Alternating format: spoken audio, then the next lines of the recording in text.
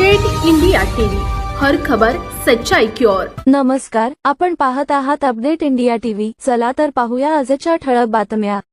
बदलापूर घटनेच्या निषेधार्थ राष्ट्रवादी काँग्रेस शरद पवार गटाच्या वतीने तहसीलदारांना निवेदन। बदलापूर येथील एका शाळेतील चिमुकलीवरील अत्याचार प्रकरणात पोलिसांनी दाखविलेल्या दिरंगाईच्या निषेधार्थ राष्ट्रवादी काँग्रेस शरद पवार गट पदाधिकाऱ्यांसह कार्यकर्त्यांनी गुरुवारी जिंतूर येथील तहसीलदारांना निवेदन दिले। यावेळी सरकारच्या विरोधात घोषणाबाजी करण्यात आली।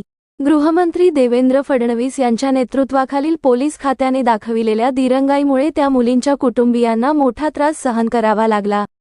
त्यामुळे फडणवीस यांनी राजीनामा द्यावा व हे निष्क्रिय सरकार बरखास्त करावे अशी मागणी करण्यात आली।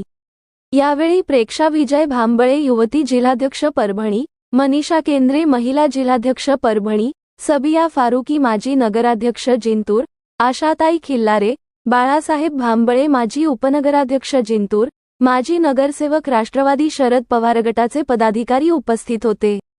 जिंतूर तालुका प्रतिनिधी अहमद शेख। आमच्या महिला भगिनीमध्ये एवढे भीतीचं वातावरण निर्माण झालं। जी महिला म्हणते की मी शिकले नाही, मी मुलगी शिकवणार, ती महिला आज मला सांगते ताई माझी मुलगी नाही शिकली तरी मला चालेल, पण माझी मुलगी ही माझ्याजवळ घरात सुरक्षित राहिली पाहिजे।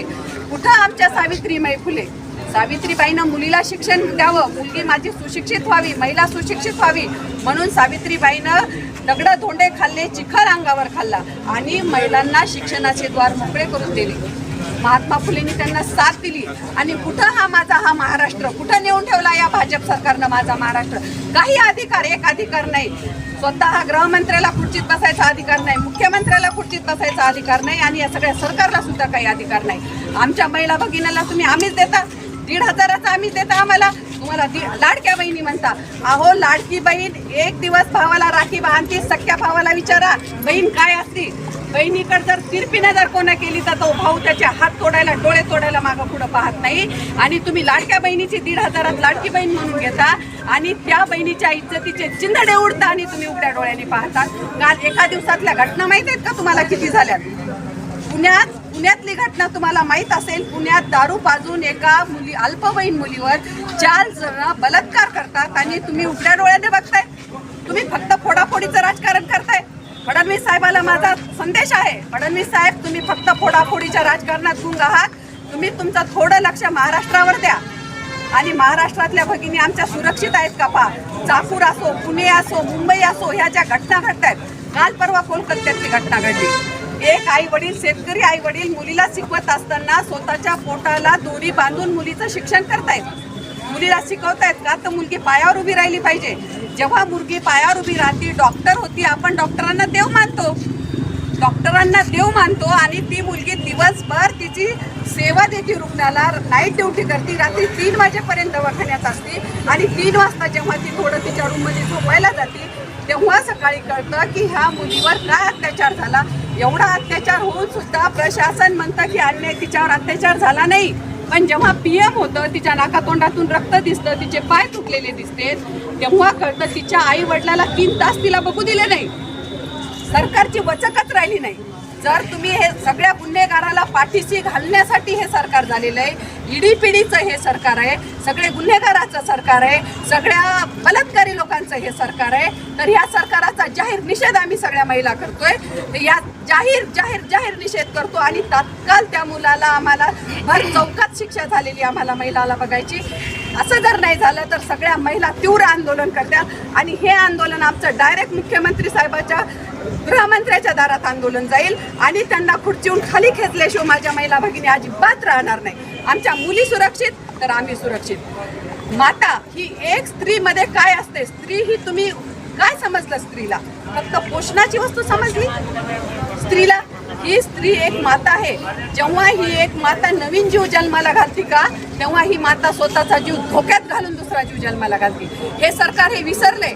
ह्या सरकारला काही कुणाचं पडलं नाही, कसंही करून फक्त आपल्याला सत्तेत यायचं, सत्तेत राहायचं एवढंच राहिले। जर आमच्या माता भगिनी सुरक्षित आहेत, आज ही माझी चिमुरडी माझी लेक इथं सांगते की मला माझे आई वडील पाठवत नाहीत शिकायला। कसे पाठवतील आई वडील शिकायला? कुठल्या आई वडिलाचा काळजाचा तुकडा, तळहाताचा फोड असतो मुलगीही। आणि जर माझी मुलगी मी बाहेर पाठवू आणि तिच्यावर जर असा अन्याय अत्याचार झाला तर मी कुणाकडे पाहू? सरकारची भूमिका ही ठाम पाहिजे. गुन्हेगाराला शिक्षा ही सरकारनं दिलीच पाहिजे, तर त्यांना सरकारमध्ये बसायचा अधिकार आहे, नाही तर अजिबात अधिकार नाही. खाली करा गृहमंत्र्यांची खुर्ची खाली करा. राजीनामा द्या गृहमंत्री, तुम्ही राजीनामा द्या.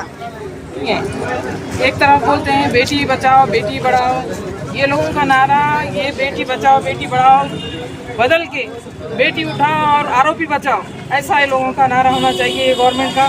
ये गवर्नमेंट बिल्कुल लोगों को अपना मतदान कैसे अपने तरफ खींचना ये कोशिश में लगी हुई है, क्योंकि उनको मालूम है कि जनता जान गई है कि ये लोग बोलते एक करते एक है. किसी की मतलब बेटियों की सुरक्षा नहीं, औरतों की सुरक्षा नहीं है.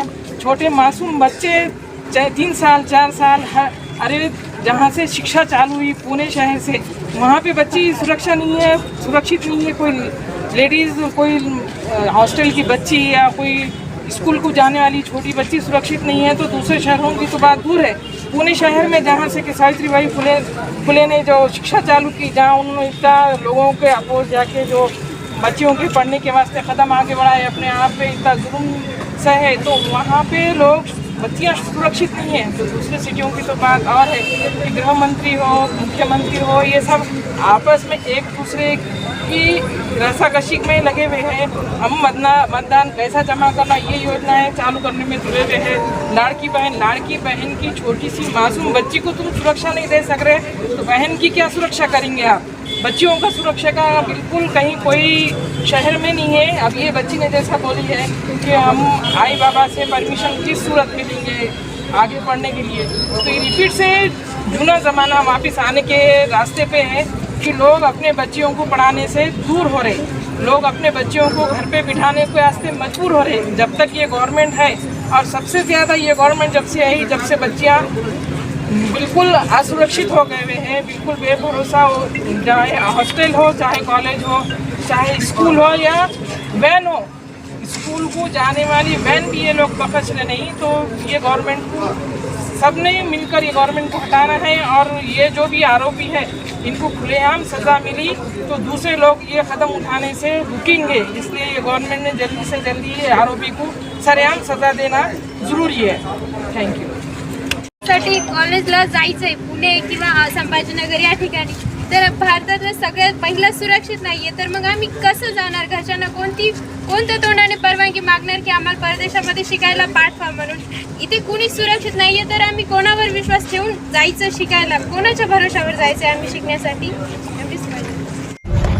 राष्ट्रवादी काँग्रेस पार्टीचे पदाधिकारी तहसीलदार जिंतूर येथे आदरणीय तहसीलदार साहेबांना निवेदन देण्यासाठी जमा झालेलो आहोत. खऱ्या अर्थानं परवाची घटना ठाण्यामधली बदलापूरची अतिशय अंगावर शहारे येण्यासारखी घटना, जी घटना ऐकल्यानंतर खरंच प्रत्येकाच्या पायाखालची जमीन सरकली. एक 3 वर्ष 8 महिन्याची मुलगी आणि दुसरी 6 वर्षाची मुलगी, या दोन्ही मुलीवर अत्याचार करण्यात आला. मला सांगा, 3 वर्ष 8 महिने एवढ्या कमी वयाची मुलगी, तिला काहीच माहिती नसताना एवढा अत्याचार तिच्यावर झाला. आणि खऱ्या अर्थानं जेव्हा आम्ही ती घटना ऐकली तेव्हा सगळ्यांच्याच पायाखालची जमीन हादरली. आणि खरंच आज आपल्या देशातल्या महिला सुरक्षित आहेत का? आपला महाराष्ट्र कुठे नेऊन ठेवलाय? आपण जे म्हणायचो शाहू फुले आंबेडकरांचा महाराष्ट्र, पण आज माझ्या महाराष्ट्रातल्या महिला सुरक्षित आहेत का? हा प्रश्न आपल्या सगळ्यांना पडलेला आहे. खऱ्या अर्थाने सरकार काय करते हो? हे निष्क्रिय सरकार झोपीत आहे. मला असं वाटतं हे गृहमंत्री काय करताय, हे मुख्यमंत्री काय करताय? या गृहमंत्र्याला खरंच त्या खुर्चीवर बसण्याचा अधिकार नाही, या मुख्यमंत्र्यांना पण त्यांच्या खुर्चीवर बसण्याचा अधिकार नाही. त्यांनी लवकरात लवकर तात्काळ राजीनामे द्यावे. जर त्यांच्या राज्यातल्या महिला या सुरक्षित नसतील, जर मुली सुरक्षित नसतील, तर त्यांनी लवकरात लवकर राजीनामे द्यावे. अशा घटना आपल्या भारतामध्ये एकामागे एक घडताय. ती कोलकात्याची घटना, त्याच्यामध्ये ती MBBS मुलगी, तिला तिच्या आईवडिलांनी एवढं शिकवलं, मोठं केलं, तिच्यावर सुद्धा अत्याचार झाला. मग कुठे आपलं महाराष्ट्र? आज त्या ज्या 2 छोट्या मुली आहेत त्या पोलीस स्टेशनला गेल्या त्यांच्या आईवडिलांबरोबर. त्यांचा गुन्हा दाखल होण्यासाठी 12 तास लागतात. म्हणजे आपलं काय चालू आहे महाराष्ट्रात मला तेच समजत नाहीये. पण आमच्या सर्वांच्याकडनं आम्ही सर्वांनी मागणी केलेली आहे की त्या आरोपीस तात्काळ फाशी झाली पाहिजे. मी तर म्हणते त्याला तर डायरेक्ट बंदुकीच्या गोळ्यानंच उडवलं पाहिजे. खऱ्या अर्थानं तर हर चौकामध्ये बंदुकीच्या गोळ्यानं उडवलं पाहिजे. तर तो खरा न्याय होईल. आज भाजपाचे एवढे सगळे नेते काय करायचं हो तुमचं? तुम्ही साधं स्टेटमेंट द्यायला तयार नाहीत, तुम्ही साधं बोलायला तयार नाहीत.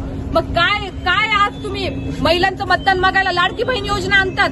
आज लाडकी बहीणच सुरक्षित नाही आपल्या देशामध्ये.